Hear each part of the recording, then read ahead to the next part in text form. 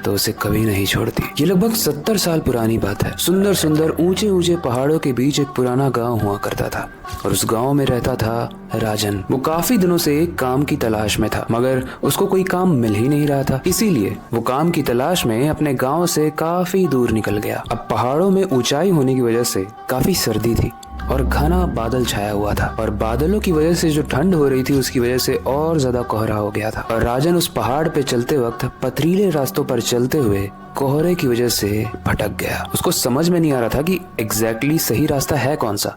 तो वो बस रास्ते पर चलता जा रहा था। तभी रास्ते में एक पीपल का पेड़ आता है जिसके नीचे एक बाबा बैठे हुए थे और वो चिल्लम फूक रहे थे। अब ऐसे रास्ते में जो एकदम सुनसान हो, जो वीरान हो, और वहां पर कोई इंसान आपको मिल जाए तो आपकी हिम्मत बढ़ जाती है। और यही राजन के साथ भी हुआ। राजन की थोड़ी सी हिम्मत बढ़ी और वो बाबा के पास जाकर बैठ गया। राजन उस बाबा के पास जाकर बोलता है कि बाबा, मैं काफी दूर से भटक रहा हूँ। मैं डिबरी गाँव से निकला था काम की तलाश में, पर ना काम मिला और ना रास्ता मिल रहा है, और ऊपर से ये ठंड और अंधेरा, कुछ समझ में नहीं आ रहा है बाबा, कहाँ जाऊँ? क्या आप मुझे कोई रास्ता दिखा सकते हो? बाबा काफी गंभीर आवाज में बोलते हैं, पहाड़ों में इस वक्त अकेला भटकना ठीक नहीं है। वो सामने जो नदी दिख रही है उसके पास एक पगडंडी है, तू वहां पर चले जा। उस पगडंडी के पास तुझे एक गांव मिलेगा और उस गांव में शायद तुझे मदद मिल जाए, लेकिन एक बात का ध्यान रखना, रास्ते में कहीं भी रुकना मत, और कोई आवाज आए तो पीछे मुड़कर मत देखना। ये बताने के बाद राजन वहां से चल पड़ा और उस पगडंडी तक पहुंचने तक उसके साथ जो हुआ वो जानने के बाद आपकी रूह कांप जाएगी। लेकिन उससे पहले, हेलो गाइस, मेरा नाम है अविनाश कुमार और आप देख रहे हो सीखो ऑफिशियल शो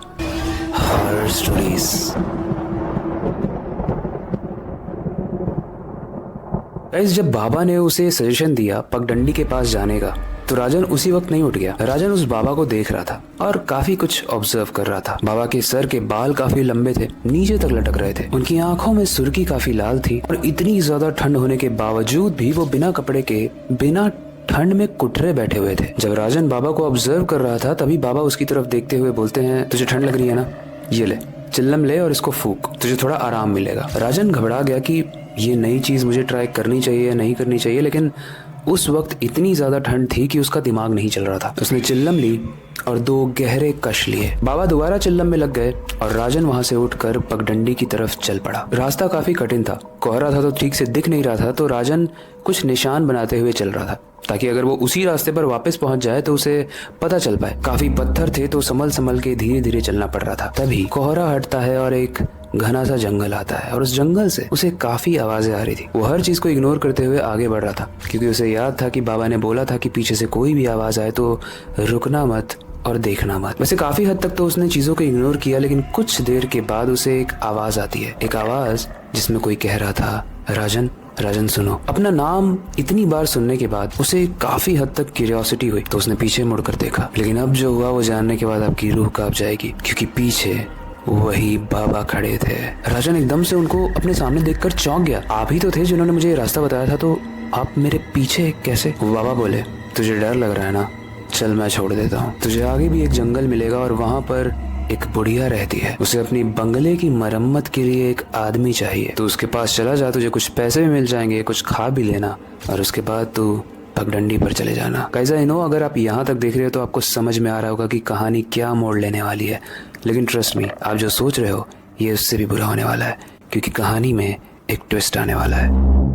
बाबा उसे उस घर में जाने को तो कहते हैं, लेकिन उसके साथ एक वार्निंग भी देते हैं कि जब तू उस घर में जाएगा तो किसी भी चीज को हाथ मत लगाना, उससे कोई भी सवाल मत पूछना, और सबसे जरूरी बात, उस बुढ़िया के पीछे पीछे कभी मत जाना। काम की लालच में और भूख में राजन वहां पर पहुंच जाता है जहां पर उस बुढ़िया का घर था। देखने में वो काफी सुनसान, एक पुराना सा बंगला लग रहा था, लेकिन आश्चर्यजनक बात यह है कि जैसे ही राजन उस दरवाजे पर पहुंचता है वो दरवाजा अपने आप खुल जाता है, उस घर का जहाँ पर बुढ़िया रहती थी। लेकिन जैसे ही दरवाजा खुला वहाँ पर खड़ी थी एक बुढ़िया जिसने काले घाघरे और चुन्नी से अपना मुंह ढका हुआ था। बुढ़िया बोलती है, तुझे क्या चाहिए, क्यों आया है यहाँ पे? राजन बोलता है, मैंने सुना कि आपको मिस्त्री की जरूरत है, मैं आपकी हेल्प कर सकता हूँ, मैं काम कर सकता हूँ, बदले में आप मुझे पैसे दे देना और ना भी चाहे तो मुझे बस कुछ खाना दे देना। बुढ़िया बोली, ठीक है, लेकिन कोई सवाल नहीं, बस काम करना है, और अगर तू ये काम करता है तो पैसे तेरी सोच से ज्यादा तुझे दूंगी। राजन चुपचाप अंदर चला गया और वो ये सोचकर बहुत खुश था कि गांव में तो उसे कोई काम मिल नहीं रहा था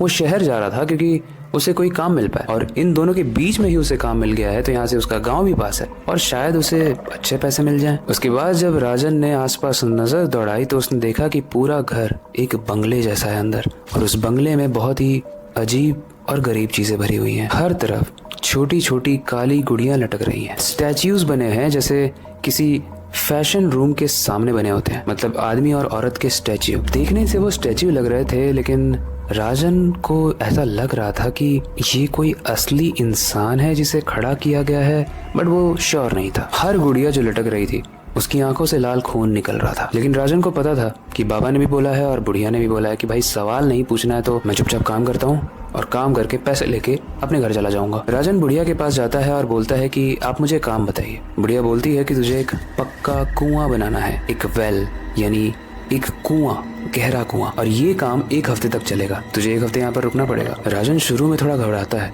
और वो बोलता है कि मैं तो 1 ही दिन या 2 दिन के लिए आया था, बट आप इतने दिन रखोगे, मैं घर से बहुत दूर हूँ। वो बुढ़िया कहती है कि ज़्यादा सवाल मत कर, मैंने बोला ना तुझे डबल पैसे दूंगी और तुझे खाना भी बहुत लजीज मिलेगा। गाइस, ये जो खाने वाली बात है इसको ध्यान रखना, ये लजीज कैसे बन रहा है वो आप आगे जानोगे। वो हर दिन मन लगाकर काम करता था, काफ़ी सारे पैसे मिलते थे, खाने को भी काफ़ी टेस्टी मिलता था। उसे नॉनवेज बहुत पसंद था, तो हर तरीके का नॉनवेज खाना उसे मिल रहा था। धीरे धीरे वो कुआं बनने लगा और आखिरी दिन जब उस काम को कंप्लीट करके बहुत सारे पैसे कमा के अपनी हेल्थ बनाकर राजन घर वापस जा रहा था, तो वो बुढ़िया कहती है कि तेरे गाँव में एक सज्जन सिंह रहता है ना, उसे ये पोटली दे देना, मैं उसकी दूर की रिश्तेदार हूँ। राजन अपने गाँव खुशी खुशी चला जाता है।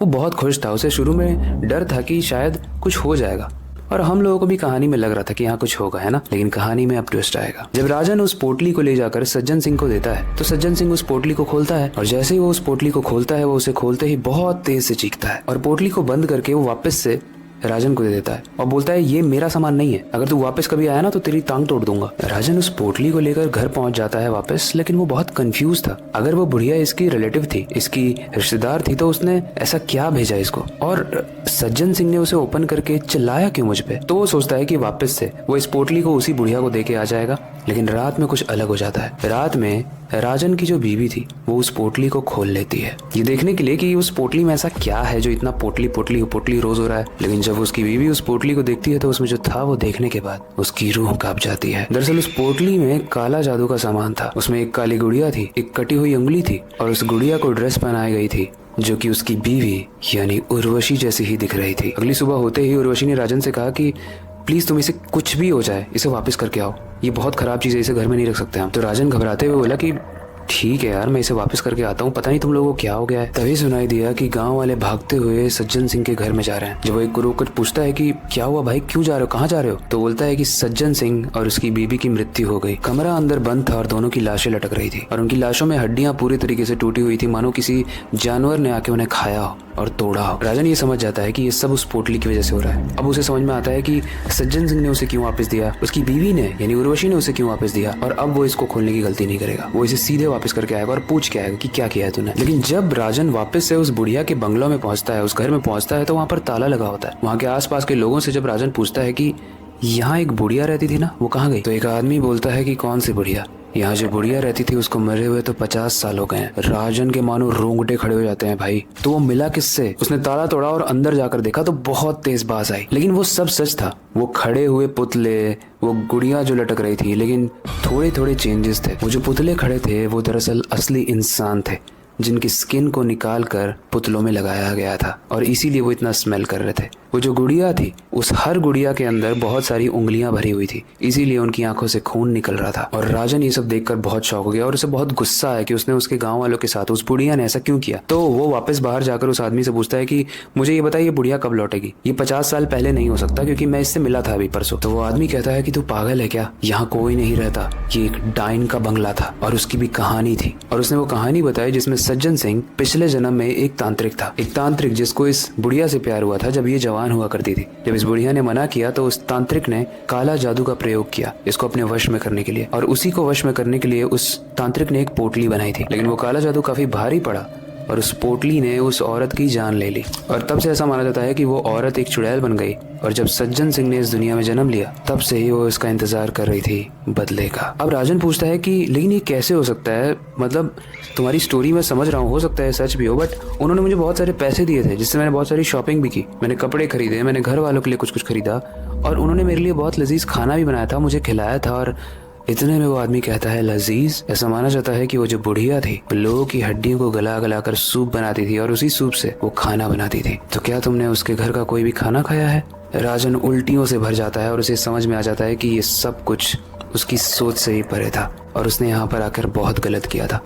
जो भी पैसे उसके पास बचे थे वो सब पैसे उसने वापस जमीन में गाड़ दिए, जो पोटली थी उसे भी जमीन में गाड़ दी और अपने घर में जाकर उसने सब सच बताया। उसने पंडित को बुलाकर शुद्धिकरण कराया ताकि उसके घर में भी ये सब चीजें ना फैले और उसके बाद वो उस गाँव को भी छोड़ के चला गया। गाइस, ऐसा माना जाता है कि जब आप किसी चुड़ैल को देखते हो या डायन को देखते हो तो वो बहुत सुंदर होती है, उसके उल्टे पैर होते हैं, बट एक्चुअल में जरूरी नहीं है कि ऐसा हो। डायन किसी मरी हुई आत्मा को भी कह सकते हैं और डायन जिंदा इंसान को भी कहा जा सकता है जिसे तंत्र क्रिया आती हो और जो इंसानों का बुरा चाहती हो मंत्र को यूज करके। तो अगर नेक्स्ट टाइम आप जंगल में किसी ऐसे घर में चले जाओ जहाँ पर कोई बुढ़िया हो तो आप दूर ही रहना। बाकी यहाँ पर ये कहानी अंत होती है। आई होप हॉरर फैंस के लिए बहुत ही इंटरेस्टिंग स्टोरी रही होगी। बाकी आपका कोई सजेशन है या फीडबैक है इस कहानी को सुनने के बाद तो उसे आप हमें कमेंट सेक्शन में बता सकते हो। आई होप आपको ये स्टोरी अच्छी लगी होगी।